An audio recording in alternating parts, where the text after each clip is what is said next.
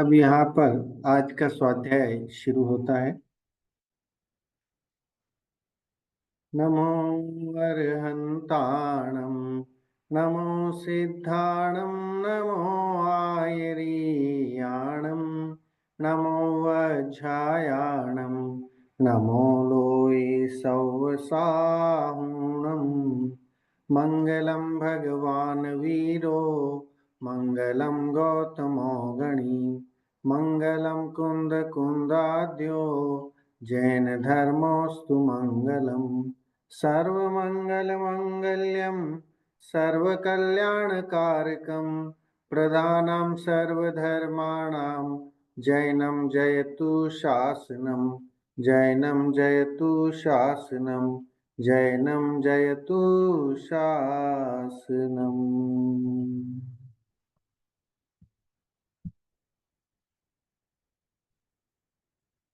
हरिहंत सिद्ध सूरी उपाध्याय साधु सर्व अर्थ के प्रकाशी मांगलिक उपकारी है। तीन को स्वरूप जानी रागते भई जो भक्ति काय को न माये स्तुति को उचारी है।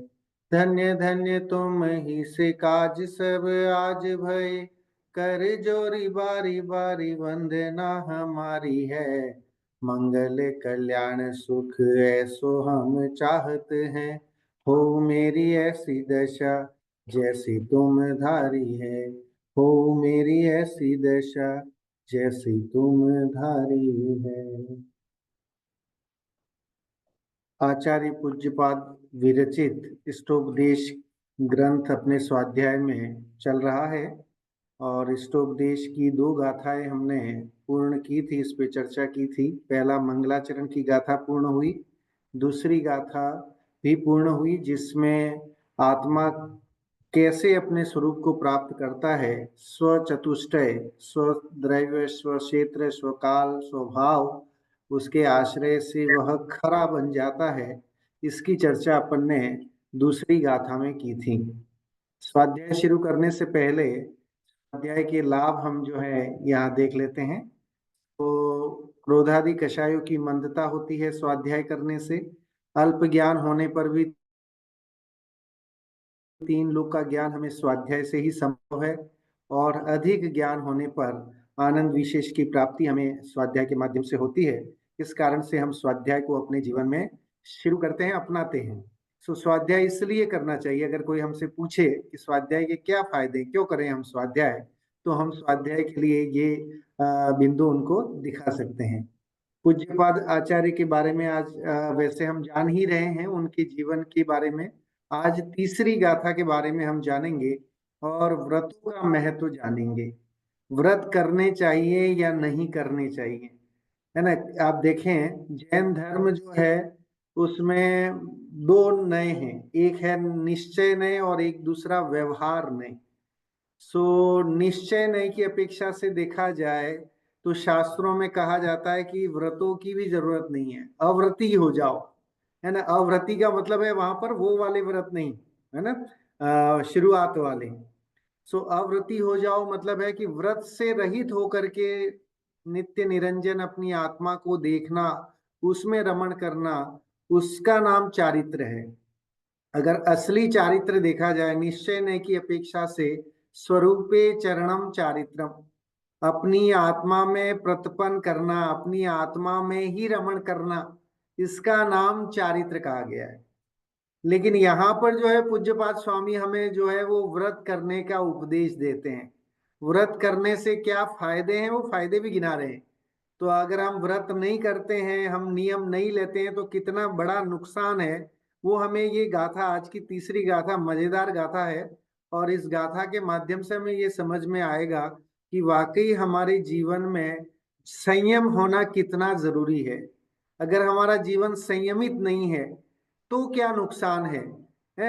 और संयम है, जैन धर्म का स्वाध्याय है, थोड़ा सा विवेक जागृत है और उसके अनुसार हम जैनाचार का पालन करते हैं तो डेफिनेटली जिसके घर में जैनाचार का पालन होता है उसके घर में सुकून शांति नहीं हो इम्पॉसिबल। सो जैनाचार अपने आप में एक वैज्ञानिक आचार है ना, व्यवहार है। आचार मतलब व्यवहार। तो जैनाचार क्या है कि जैन धर्म के अनुसार खान पान से लेकर के चलना उठना बैठना, घर के साजो सामान जो है एक गृहस्थ की अपेक्षा से कितना सामान रखना, वो जो सामान रखा है तो उसकी सार संभाल कैसे करना, माताएं बहनें जो है घर में किस तरह से, जो खासकर जैन माताएं बहनें जो, और जैन में भी स्वाध्यायी माता बहनें, स्वाध्याय में भी विशेष स्वाध्याय जिसने इष्टोपदेश आदि ग्रंथों का, चरणानुयोग के ग्रंथों का जिन्होंने थोड़ा सा अध्ययन करा है या सुना है, तो उनकी चर्या डिफरेंट ही होगी।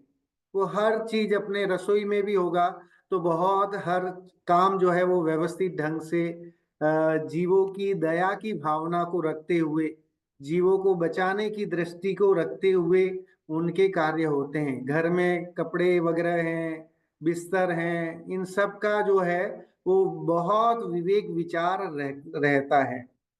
सो देखिए जैन धर्म का जो जैनाचार है, वो जैनाचार क्या है, तो कह रहे हैं कि जैनाचार अहिंसा पर टिका है। उसकी भाव भूमि, उसकी नींव क्या है, तो कह रहे हैं कि जैन आचार जो है, चाहे वो श्रावकाचार हो या मुनिराजों की चर्या हो, पूरे चाहे वो अणुव्रत हो चाहे महाव्रत, है ना। देखो दो चीजें हैं, एक अणुव्रत होते हैं और एक महाव्रत होते हैं। सो अणुव्रत श्रावकों की अपेक्षा से हैं, जो थोड़े स्थूल हैं शिथिल हैं, तो अणुव्रती होते हैं। सो और महाव्रती मुनिराज होते हैं, छठे गुणस्थान से ऊपर महाव्रती। सो महाव्रती हैं तो उनके सूक्ष्म हिंसा का भी त्याग होता है। हमारे यहाँ स्थूल हिंसा वैलिड तो नहीं है लेकिन चलती है ना। अणुव्रत में सूक्ष्मता का वो नहीं रहता है इतना, लेकिन वहां तो किसी भी तरह का, यहाँ आंशिक झूठ चल सकता है अणुव्रत में, लेकिन महाव्रत में तो थोड़ा सा भी झूठ नहीं चलेगा, वहां सत्य मतलब सत्य ही होना चाहिए। तो ये चीजें जो है वो समझने की है कि जैनाचार हमारे जीवन में कितना उपयोग, जैनाचार कहो या व्रत कहो बात एक ही है ना। व्रत में अगर हम व्रत लेते हैं, रात्रि भोजन त्याग का व्रत लिया, या और छना जल पीने का व्रत लिया, जमी कंद नहीं खाने का व्रत लिया, या जीवों को, एकेंद्रियादिक जीवों को जितना हो सके उतना बचाने का व्रत किया, है ना। 12 तरह के जो व्रत है उसकी चर्चा भी अपन करेंगे अभी इसमें, क्योंकि जब हम, ये गाथा ही ऐसी है, जो गाथा ये बताती है, पूज्यपाद स्वामी कहते हैं कि भाई व्रत करना वरम है ना। गाथा शुरू करते हैं, सीधे ही हम गाथा पे आते हैं। और गाथा में भी जैसे पहली दूसरी गाथा में उन्होंने कहा कि भाई स्वद्रव्य क्षेत्र काल भाव से जीव जो है वो अपने स्वरूप को प्राप्त कर सकता है। सोने का उदाहरण दिया था दूसरी गाथा में, पाषाण, स्वर्ण पाषाण का उदाहरण देकर के स्पष्ट किया था कि स्वर्ण पाषाण में अगर द्रव्य क्षेत्र काल भाव के निमित्त का संयोग बनता है तो वह स्वर्ण पाषाण अपने उन कंकड़ों को हटा करके और शुद्ध निर्मल 24 कैरेट का टंच वाला जो सोना होता है वो उसमें निकल करके बाहर आ जाता है। ऐसे ही दूसरी गाथा की ब्यूटी देखिए आप, उसमें यही कहा कि जीव जो है वो अभी कर्मों से संसार में स्त्री पुत्र मकान घर बार परिवार व्यापार धंधा नौकरी पेशा इन सब में लिपटा पड़ा है। लेकिन अगर इसे स्वचतुष्टय मिल जाए, है ना, स्वचतुष्टय रूप अपना निमित्त मिल जाए, तो यह अपने उस वैभव में अपनी सुंदरता में आ सकता है। मतलब कार्य हो सकता है, करने की जरूरत है। इसकी चर्चा वहां की थी। अब आज जो है वो कह रहे हैं कि व्रत करने से क्या फायदा है ना, हमें व्रत करने से क्या मिलेगा, तो उसको बताते हैं व्रत करना चाहिए या नहीं करना चाहिए, एक श्रावक की अपेक्षा से भी और एक मनुष्य की अपेक्षा से भी, जैन की अपेक्षा से भी व्रतों का क्या महत्व है। गाथा पढ़ते हैं। वरं व्रते पदं देवं नाव्रतेर्व्रत नारकम छाया तपस्थयोर्भेद प्रतिपालयतोर्महान। वरम शब्द दिया, वरम मतलब वर, वरम बोलते हैं ना, वर वधु। सो वर मतलब क्या होता है, दूल्हा नहीं, वर मतलब होता है श्रेष्ठ, सबसे सुपीरियर, उसका नाम है वर। कोई माँ बाप अपनी बेटी के लिए, है ना, उसका वर देखने जाते हैं तो क्या देखते हैं?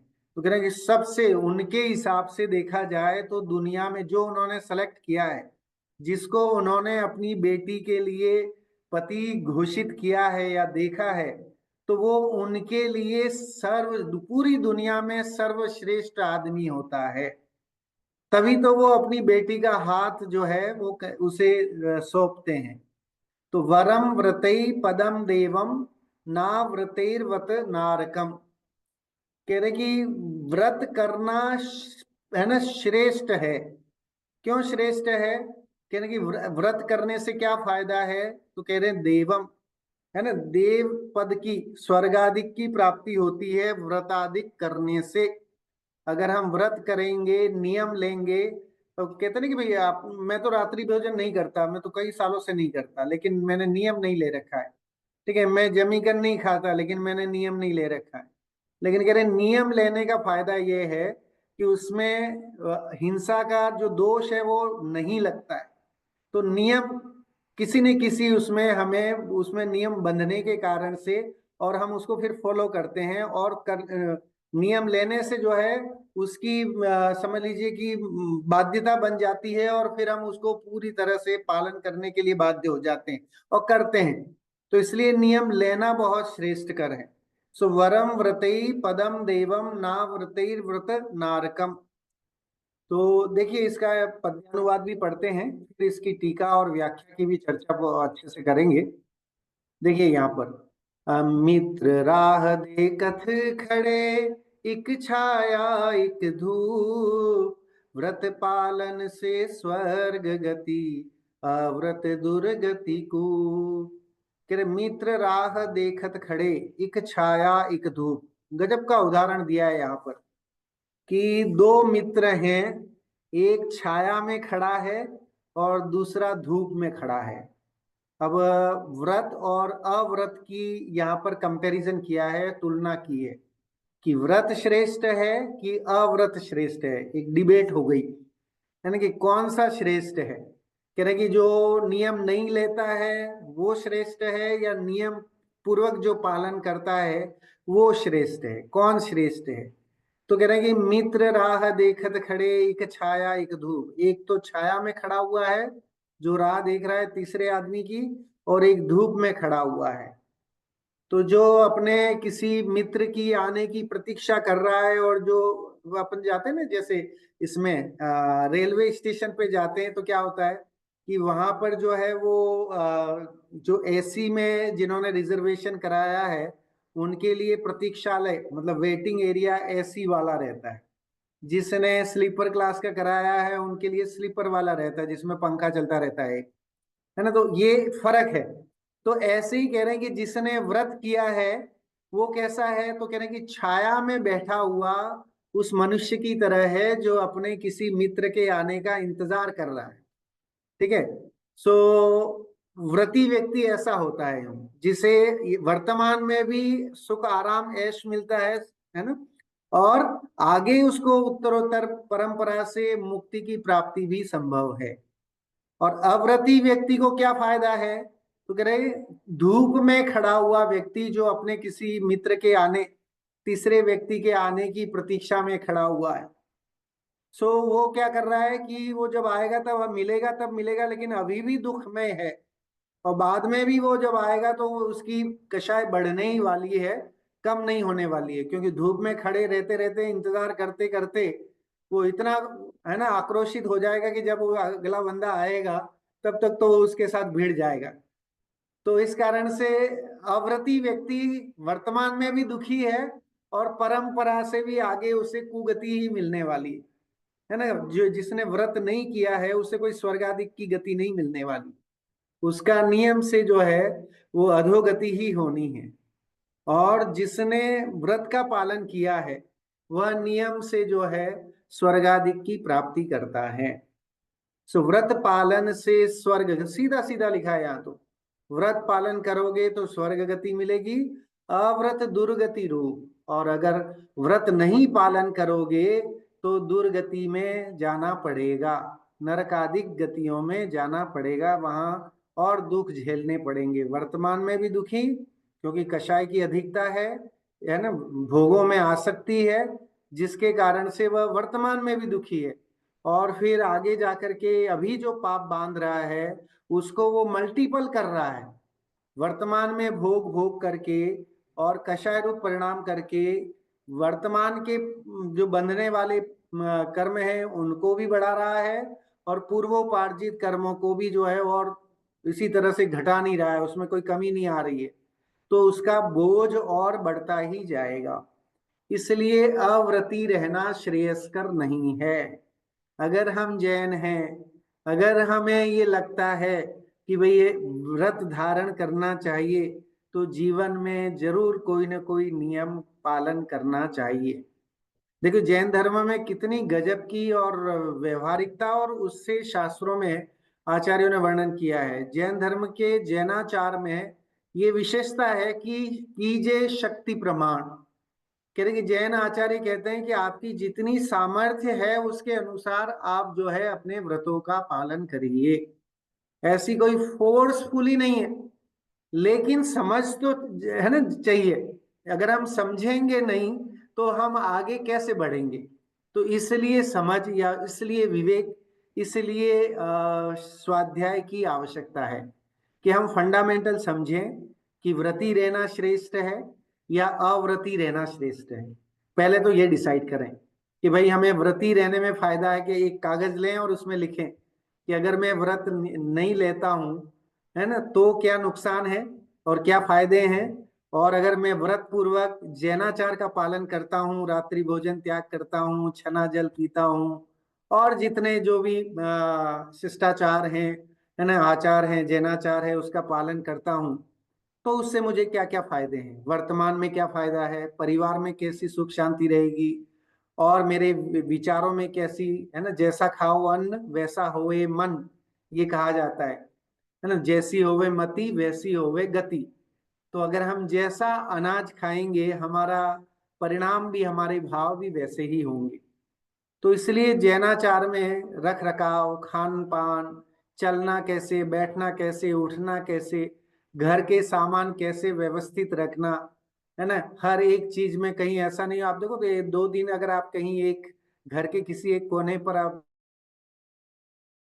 अगर आप ध्यान नहीं देते हैं तो वहां कैसे जाले लग जाते हैं, कितने जीव वहां उत्पन्न हो जाते हैं, और उन जीवों की तो आयु वैसे कम होती है, तो वो तो अपनी आयु से मरेंगे, लेकिन हमारे प्रमाद के कारण से हमें उसका पाप लग जाता है, क्योंकि हम गृहस्थ हैं और हम उन चीजों में जहां हम रह रहे हैं उस एरिया का दायित्व है कि हम अपने आसपास के अपने वातावरण को साफ और स्वच्छ रखें।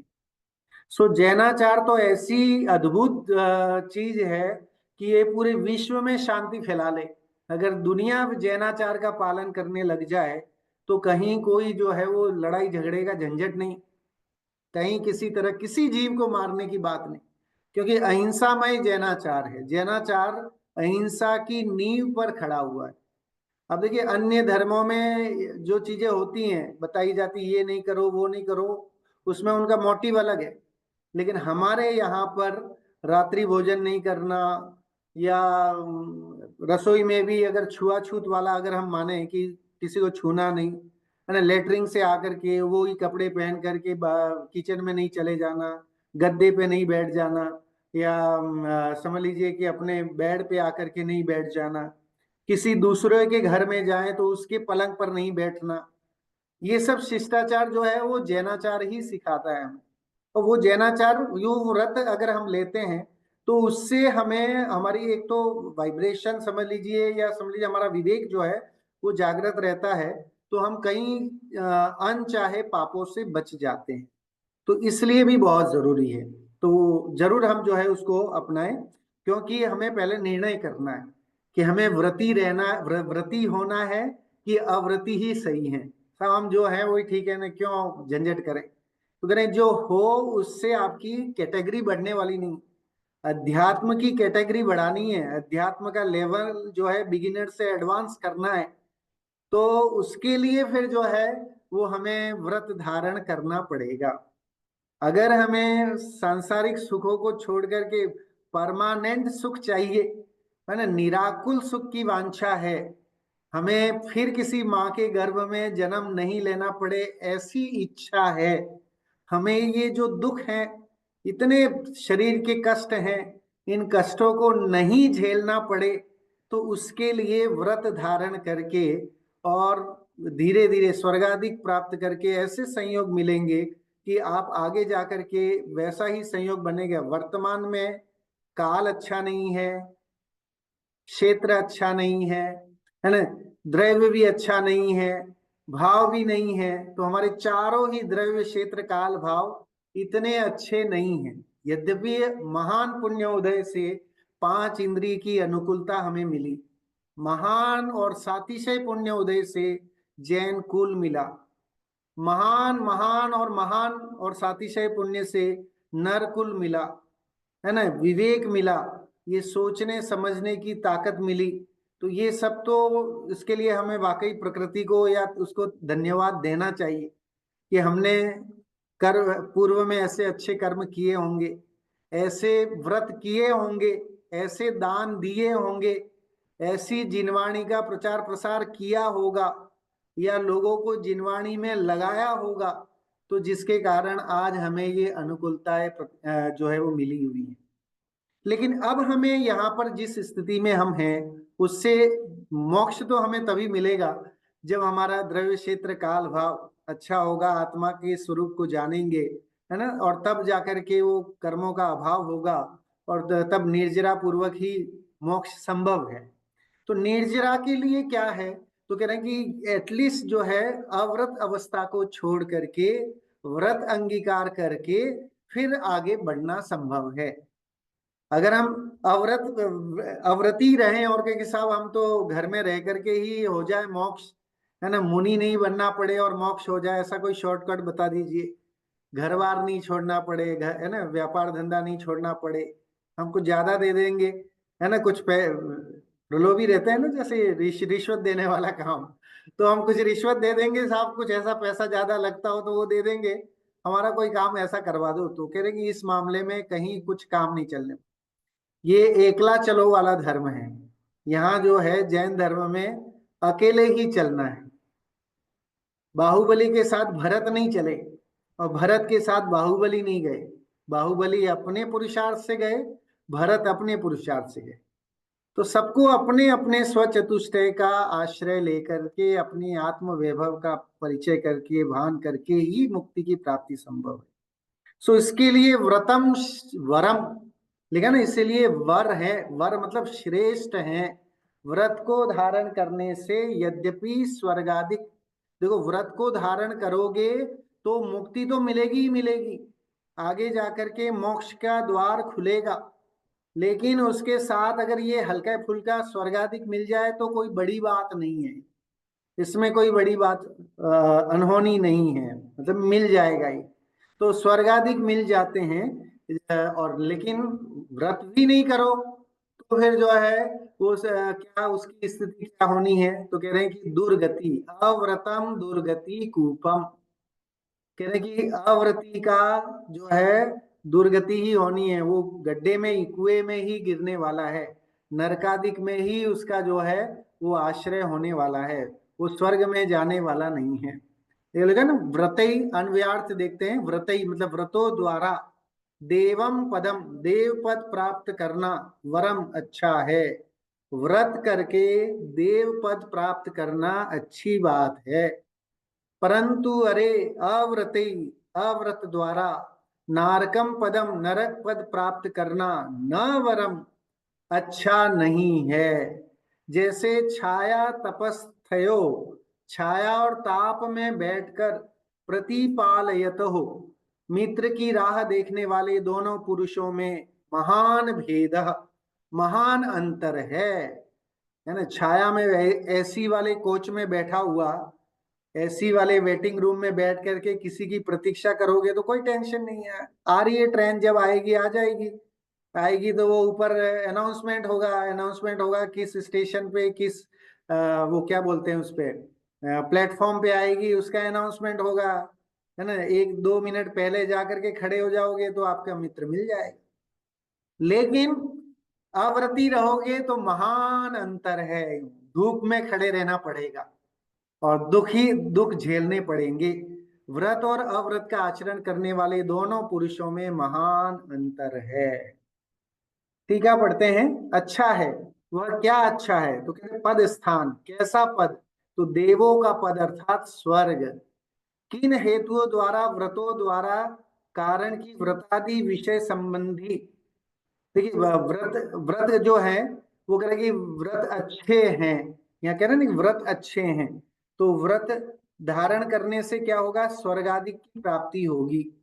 अब देखिए जैन श्रावकाचार में और जैन आगम में कुल मिलाकर के ये 12 तरह के व्रतों की चर्चा आती है।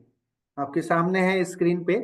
देखिए अहिंसाणु व्रत, सत्याणु व्रत, अचौर्याणु व्रत, ब्रह्मचर्याणु व्रत, परिग्रह परिमाण व्रत, दिग व्रत, देश व्रत, अनर्थ दंड व्रत, सामायिक प्रोषधोपवास, अतिथि समविभाग व्रत और भोगोपभोग परिमाण व्रत।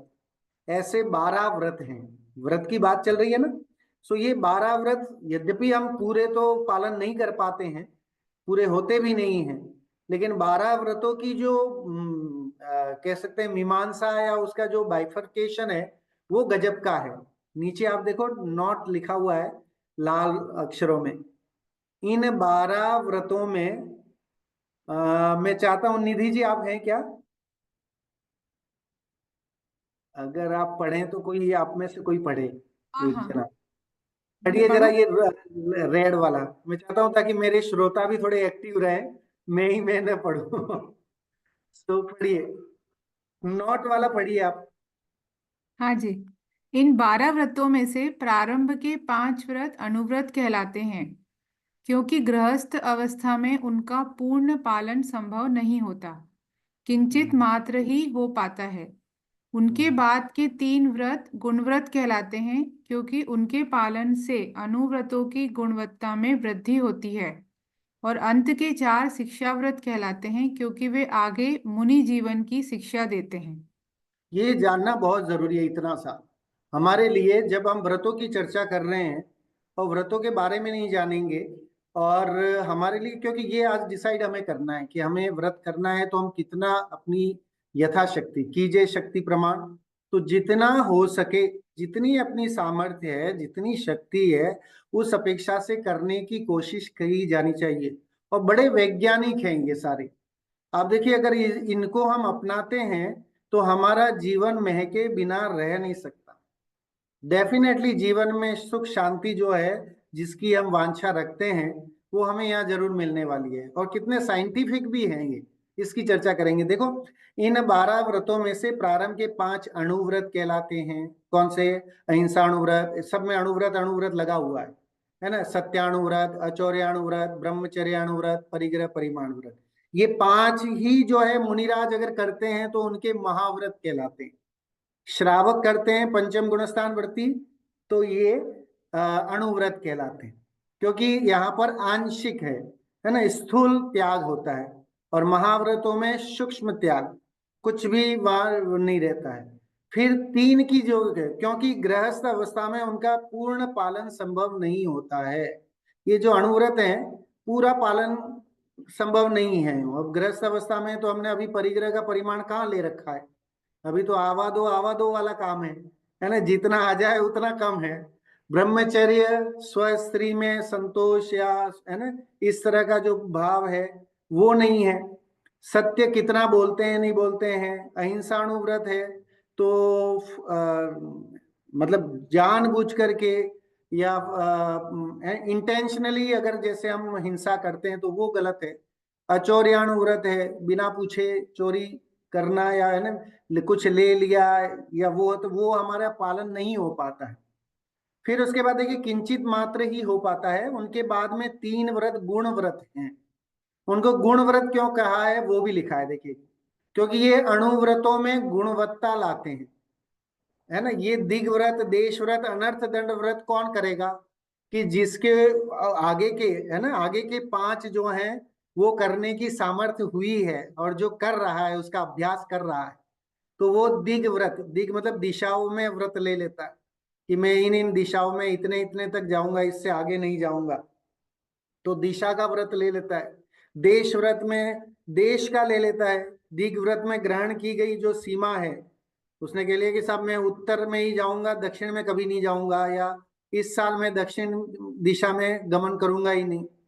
फिर उत्तर दिशा में भी साहब मैं ये देश है उन्हीं में जाऊंगा, और बाकी के देशों में नहीं जाऊंगा, तो वो हो गया देश व्रत।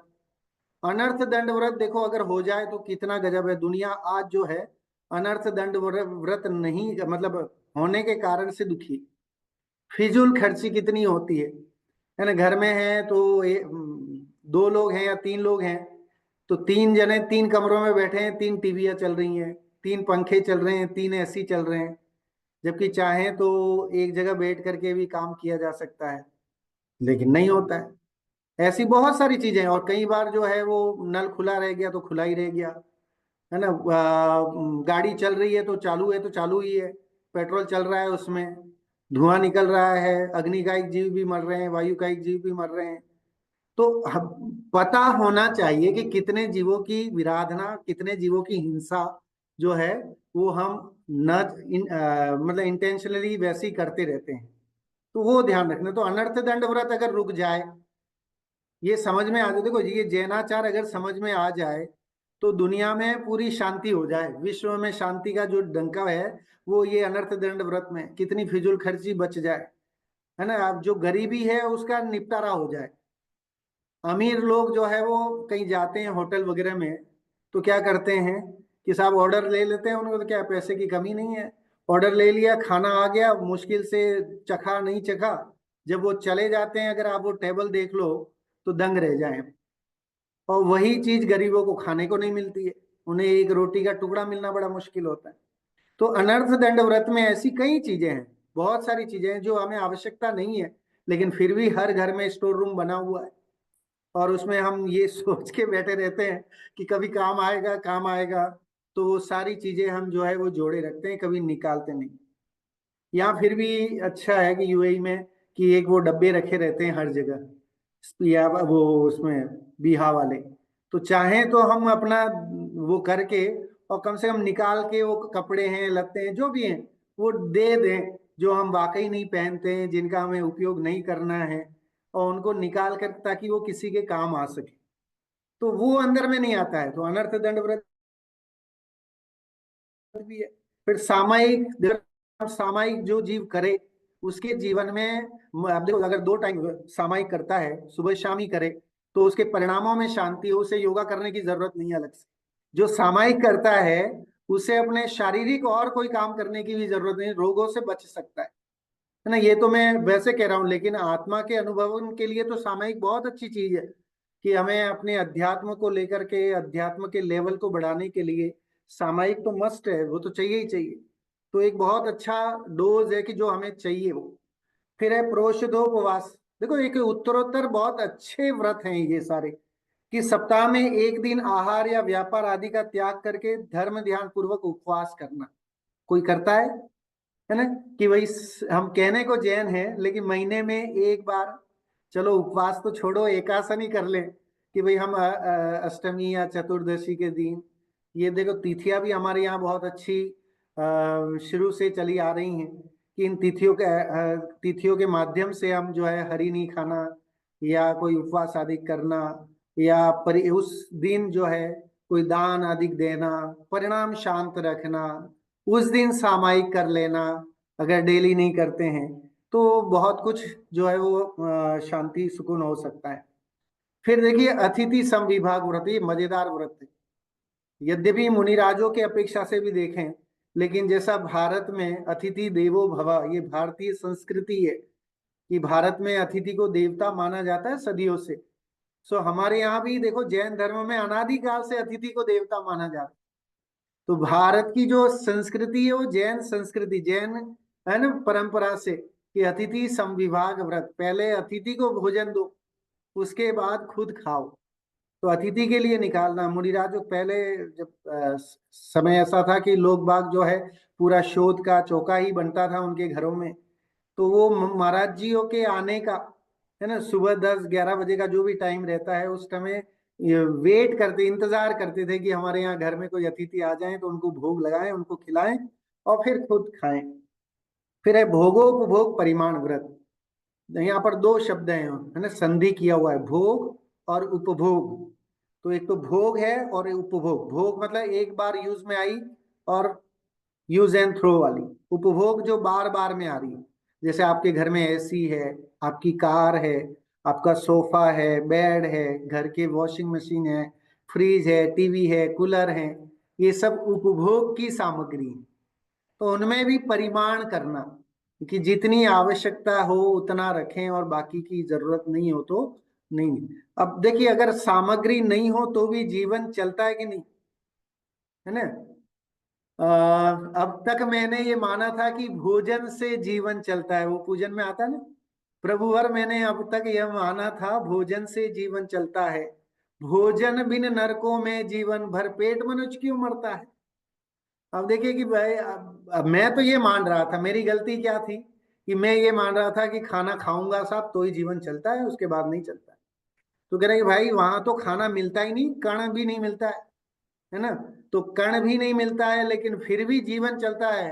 वो अब सोचिए, नारकी के वेदना, नरक के दुखों की 6 डाला की पहली डाल पढ़ लीजिए कि नरक के दुखों में कि वो नारकी मरना चाहता है लेकिन मर नहीं पाता है। तिल तिल करे देह के खंड, असुर भिड़ावे दुष्ट प्रचंड। कह रहे हैं कि उसके टुकड़े टुकड़े कर डालते हैं, है ना। तो भी वो, और वो खुद चाह करके, है ना, एक वेदना से परेशान होकर के वो सोचता है कि मैं तो नदी में कूद जाऊं, वहां मुझे जो है शीतलता मिलेगी, तो वो वैतरणी नदी में गिर जाता है वहां, और उसे, है ना, बिच्छुओं के काटने जैसा भयंकर वेदना जो है उसको होती। तो कह रहे कि अब तक मैंने ये माना था कि भोजन से जीवन चलता है, भोजन बिन नरकों में जीवन, भर पेट मनुष्य क्यों मरता है। फिर क्यों मरता है कि, है ना, भरपेट मिलने के बाद भी मनुष्य मनुष्य मरता है। तो भोग उपभोग के सामग्री में भी अगर हम संयम करें तो नियम से जो है हम धर्म की ओर बढ़ जाए। अच्छा, आप ये देखो, ये 12 तरह के जो व्रत हैं, ये 12 तरह के व्रत करेगा जी, तो उसके परिणाम कैसे होंगे। पहली बात, अहिंसाणुव्रत, सत्याणुव्रत, अचौर्याणुव्रत, ब्रह्मचर्याणुव्रत, परिग्रह परिमाण व्रत, ये जब हम अगर इसको जीवन में फॉलो अप करेंगे तो डेफिनेटली हमारे परिणाम शांत होंगे, हमें धर्म सुहाएगा, हमें जिन धर्म अच्छा लगेगा, और हम जो है वो मुक्ति के मार्ग में सम्यक्त्व की ओर बढ़ेंगे। तो इसलिए व्रत करना बहुत जरूरी है। व्रत होना, है ना, खाली अव्रती रहना, ये तो क्या है कि आप देखे, वो एक मैथिली शरण गुप्त हुए, उन्होंने एक कविता लिखी, मनुष्यता कविता। विचार लो कि मर्त्य हो न मृत्यु से डरो कभी, मरो परंतु यो मरो की याद जो करे सभी, हुई न यो सुमृत्यु तो वृथा मरे वृथा जिए, मरा नहीं वही की जो जिया न आपके। वहां पर मैं पूरा तो उन्होंने उसके परोपकार की दृष्टि से वो कविता लिखी है कि भाई आप मनुष्य हो तो मनुष्य के लिए कुछ करो। लेकिन हम तो अपने, हम बड़े स्वार्थी हैं ना, हम जैन हैं और हम बड़े स्वार्थी हैं, और स्वार्थी होना भी चाहिए। तो हम अपने स्वार्थ का देखते हैं, अपने आत्मा के कल्याण की बात देखते हैं। वो लिखा है, हुई न यो सुमृत्यु तो वृथा मरे वृथा जिए। वहां कवि ने सुमृत्यु शब्द लिखा है। आम अगर आप देखें तो जनरली मौत को कोई अच्छा नहीं मानता। कोई मानता है क्या? मौत शब्द सुनते ही है ना, कांपने लग जाते हैं, डरने लग जाते हैं। हर कोई डरता है मौत से। तो कह रहे कि हुई ना यो सुमृत्यु। अब कवि ने मृत्यु के आगे भी विशेषण लगा दिया है, सुमृत्यु, अच्छी मौत। अब कवि की दृष्टि में अच्छी मौत क्या है? तो वहां तो मैथिली शरण गुप्त जी ने कहा कि भाई जो दूसरों का भला करता है उसका मरना ही श्रेयस है, मतलब वही अच्छा है ना। जिसके मरने के बाद लोग उसे याद करें, उसका मरना श्रेष्ठ है। ये तो व्यवहार की बात हो गई। अब आओ निश्चय में। तो कह रहे कि सुमृत्यु कौन सी है? तो कह रहे हैं कि इस देह के छूटने से पहले देह में विराजमान, देह देवल में विराजमान उस आत्मा की भनक हो जाए, उसकी पहचान हो जाए, उसकी मृत्यु सुमृत्यु है। जैनिज्म के हिसाब से अगर कहा जाए कि सुमृत्यु क्या है, तो कह रहे कि भाई हमारे मरने से पहले हमें ये इतना सा पता पड़ जाए कि अव्रती रहना इट इज नॉट गुड। अव्रती अगर मैं जिंदगी भर रहूंगा, मैं संयम धारण नहीं करूंगा, तो डेफिनेटली मैं अपना आत्मघात कर रहा हूं, मैं अपना ही नुकसान कर रहा हूं। और मैं अगर संयमित रहता हूं, मैं दूसरों को मोटिवेट करता हूं, परिवार में संयम का माहौल बनाता हूं। महिलाएं ये ज्यादा कर सकती हैं। गृहस्थ जीवन के साथ जो है वो आप स्वयं संयमित रह करके, वैसा भोजन बना करके, वैसा घर में रह करके, वैसा माहौल, वैसे नियम कायदे बना करके, और डेफिनेटली जो है वो अपन बना सकते हैं, इस तरह का माहौल बन सकता है। तो पहल चाहे वो पुरुष हो या महिला हो, दोनों ही मिल करके कर सकते हैं, लेकिन तब जब उसे ये लगे कि मेरी मृत्यु सुमृत्यु तब होगी जब मैं जीवन में व्रत अंगीकार करूंगा, मैं नियम पालन करूंगा, तो वो बहुत जरूरी है ना। सो हुई न मृत्यु तो वृथा मरे वृथा जिए। वहां उन्होंने लिखा अगर आपकी ऐसी मौत नहीं हुई तो मरना और बेकार है यूं। आपका इस मनुष्य भाव में जन्म लेना, जैन कुल होना, है ना, पांचों इंद्रियों की उपलब्धता होना, अच्छे अच्छे विद्वान मिल जाना, स्वाध्याय का माहौल मिल जाना, it is all this thing are, है ना, क्या है, वर्थलेस। अगर आपने इस स्वाध्याय के माध्यम से या अपने निर्णय से ये निर्णय नहीं किया कि इस जीवन में व्रत तो लेना ही है, मृत्यु से पहले मैं व्रत ले लूं। अब देखिए मरने वाले जो लोग होते हैं, जिनकी मृत्यु होने वाली होती है, तो उनको चारों तरह का आहार का त्याग करवाने का और इस तरह का जो है वो करवाया जाता है। और नमोकार का जाप वगैरह करना, ये सब क्यों करवाया जाता है? ताकि अगर उस जीव ने कदाचित व्रत नहीं लिए हों, है ना, व्रत के भाव नहीं रखे हों अपने पूरे जीवन में लाइफ लॉन्ग, लेकिन अंत समय में भी अगर उसने अपने परिणाम ऐसे शुद्ध कर लिए, शुभ कर लिए, शुद्ध तो नहीं होंगे, शुद्ध अगली स्टेज है शुद्ध होने की, व्रतों के बाद की जो स्टेज है वो है शुद्धता। अब देखिए, अब थोड़ा सा हम गहराई में उतरते हैं, है ना। अगर हम शास्त्र पढ़ते हैं तो और गहराई में उतरने के लिए क्या है, आचार्य कहते हैं कि भाई व्रत भी काम के नहीं है ना। अभी तक तो आप कह रहे थे कि साहब व्रत करो व्रत करो, लेकिन अगर आत्म कल्याण में व्रतों का भी काम नहीं है, लेकिन वो कब, वो उसके लिए है ना, ये व्यभिचार वो नहीं करना है, स्वच्छंदता ग्रहण नहीं करना है। देखिए, सबसे पहली अवस्था है पहले गुणस्थान की, अव्रत अवस्था। तो गुणस्थान अपेक्षा से भी अगर आप समझो तो अव्रत अवस्था है, उसको त्यागना है ना। अव्रत अवस्था को त्याग करके चतुर्थ गुणस्थान में आना है। चतुर्थ गुणस्थान सम्यक दर्शन वाला है, आत्म अनुभवन वाला गुणस्थान है। आत्म अनुभवन पूर्वक फिर पांचवें गुणस्थान में व्रत कहा है, तो कितना सिस्टमेटिक साइंटिफिक है। सो पांचवें गुणस्थान में जो है वो व्रत अणुव्रत है। फिर छठे में महाव्रत हैं, छठे गुणस्थान में मुनिराज जो होते हैं वो महाव्रती कहलाते हैं। सो महाव्रत हैं क्योंकि वहां फिर वो और छोड़ते हैं, वो अभ्यास करते हैं ना, इसलिए देखिए वो उसमें अपन ने ये देखो पढ़ा था, यहाँ नीचे लाइन लिखी है ना।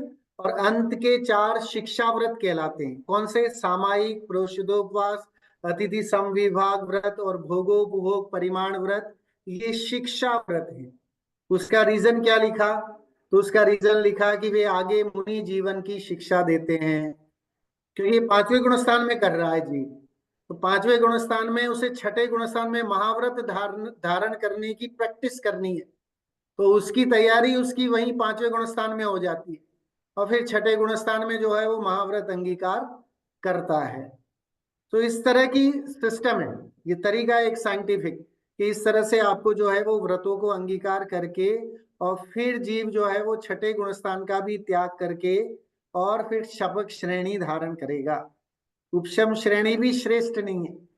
तो आप देखिए, जैन शास्त्रों में कहा कि भाई वो जो अव्रत अवस्था थी वो तो है, वो तो त्याज्य है ही है, लेकिन एक भूमिका आने पर व्रत भी जो है वो त्याज्य है ना। कब?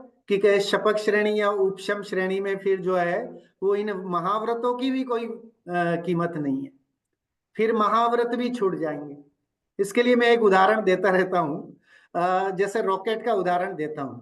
तो आपने देखा होगा अंतरिक्ष में जब रॉकेट छोड़ते हैं तो उसके साथ दो तीन और छोटी छोटी रॉकेट लगाई जाती हैं। एक्चुअल में वो फ्यूल होता है उसमें। और वो फ्यूल किस काम आता है? फ्यूल की रॉकेट होती है वो इसलिए होती हैं कि ताकि ये जो एटमॉस्फेयर है, जितना है ना, पर्यावरण का जो आवरण है अपना, गुरुत्वाकर्षण, उसके बाहर तक ले जाने, वहां तक ले जाने के लिए ईंधन की जरूरत पड़ेगी। तो जब तक वो वहां तक ले जाते हैं वो ईंधन काम आता है। और फिर जैसे ही वो एक स्थिति तक पहुंच जाते हैं अंतरिक्ष में, तो अंतरिक्ष में पहुंचने से पहले पहले वो तीनों अलग हो जाते हैं, है ना। फ्यूल खाली वो वाले अलग हो जाते हैं और जो मेन है वो ही रह जाता है। तो ऐसे ही मोक्ष के मार्ग में भी सेम वैसे ही रॉकेट साइंस है, ये समझ लीजिए कि ये हमारा रॉकेट साइंस है। क्या है? तो कह रहा है कि पहले अव्रत भी छोड़ने हैं, फिर व्रत अंगीकार करने हैं। व्रत इसलिए करने हैं क्योंकि, है ना, ये परंपरा से मुक्ति का कारण है, और इनसे अनचाहे स्वर्गाधिक तो मिल ही जाएंगे, चक्रवर्ती पद और ये मिलना तो आम बात है। ये तो आपका बोनस है ना। जैसे आजकल सुपरमार्केट्स वगैरह में जाते हैं तो एक के साथ एक फ्री, और न जाने कितने परसेंट, है ना, परसेंटेज में मिलता है। कहीं कहीं तो मैंने देखा कि भाई आप एक खरीदो और चार फ्री। तो ऐसा भी वो चलता है। तो भले वो उसकी एक की कीमत ही इतनी होगी, 10-20 हजार 25 हजार, जिसके साथ चार फ्री दे दिए जाते हैं। लेकिन अपने को भी यही समझना है इसी तरह से कि भाई आप देखो, एक के साथ एक फ्री है वो तो ठीक है, लेकिन वो भी छोड़ना है ना। व्रत को भी छोड़ना है, महाव्रत को भी छोड़ना है, और फिर जो है वो शुद्ध आत्मा में उत्कृष्ट चारित्र, स्वरूपाचरण चारित्र में तन्मय होना है।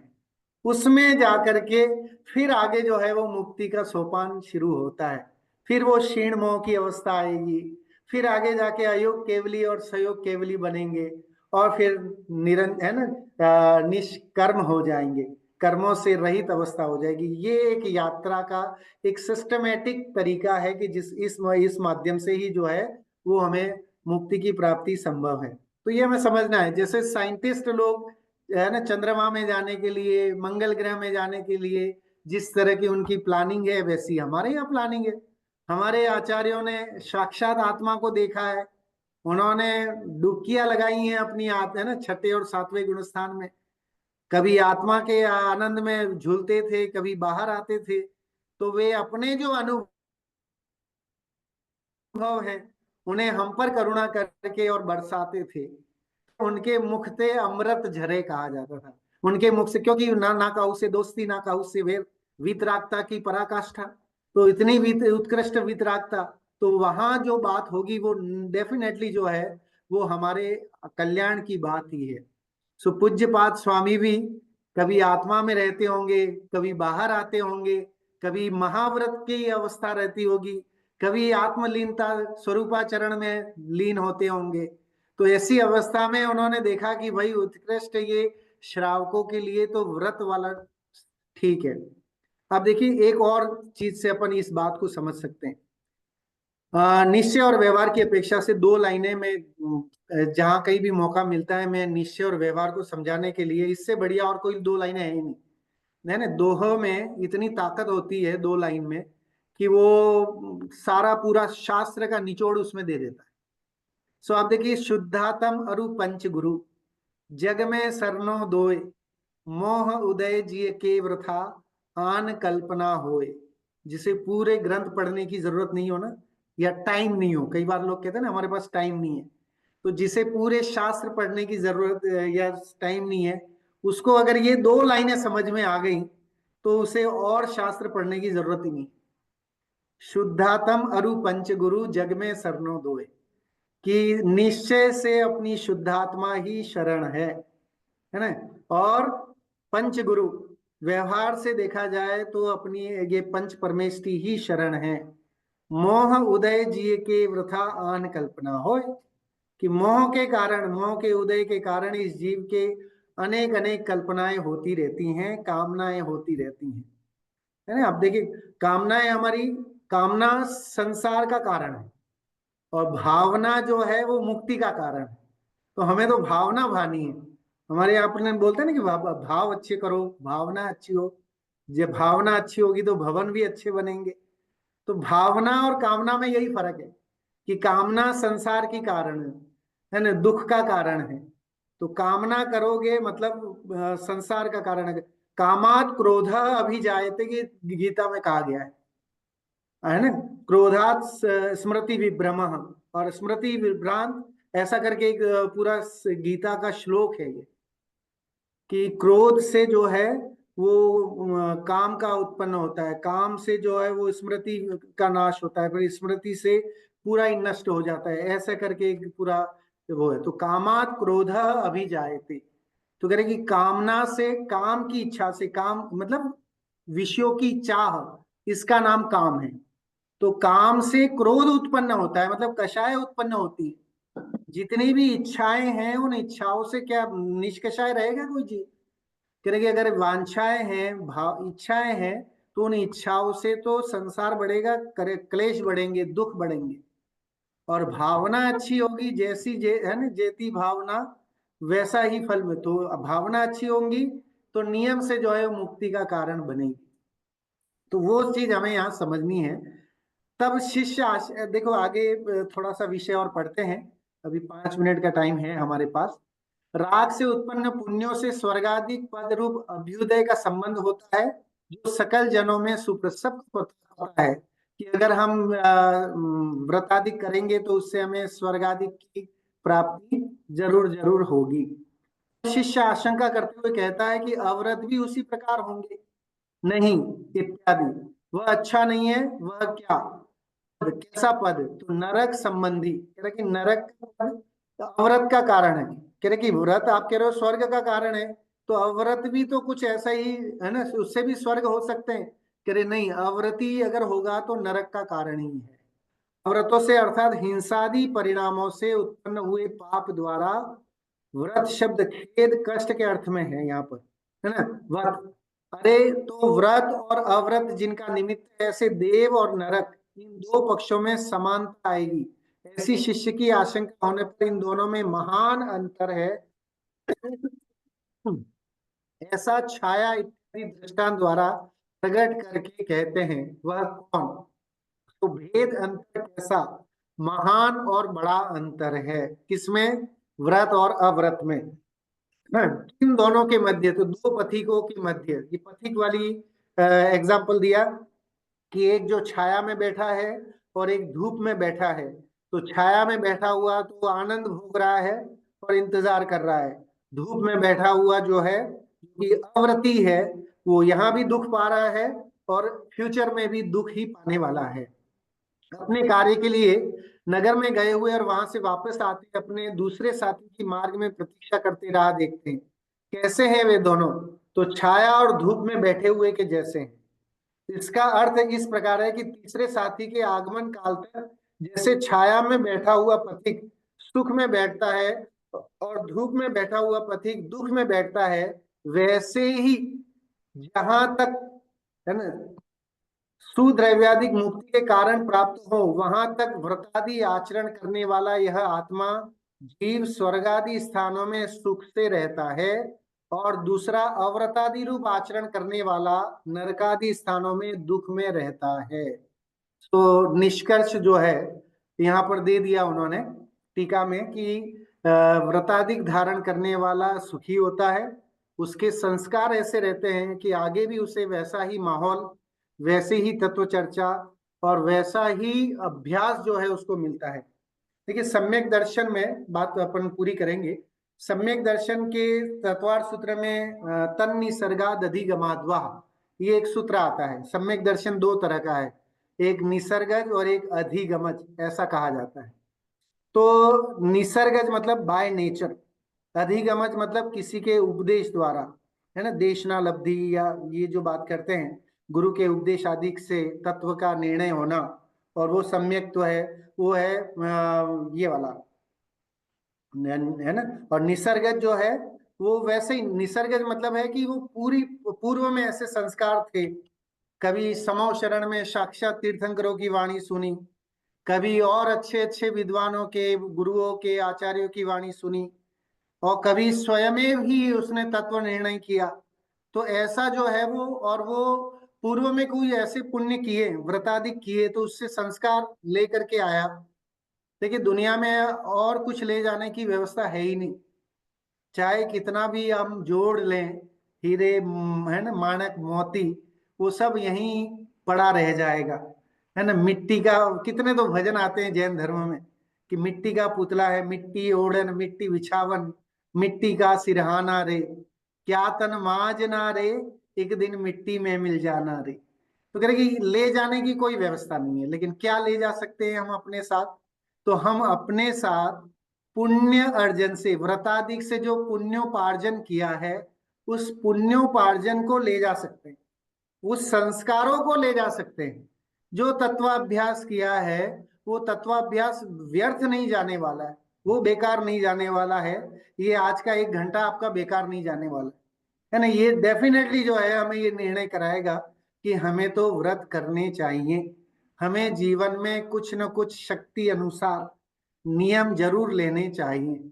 नियम लेने से जो है वो निर्जरा तो नहीं कही गई है, लेकिन हाँ, पुण्य का उपार्जन होता है, स्वर्गादिक की प्राप्ति होती है, और संस्कारों से संयोग अच्छे मिल सकते हैं कि जिससे धर्म की प्राप्ति या साधर्मियों का संयोग हमें हमेशा बना रहे, कभी छूटे नहीं।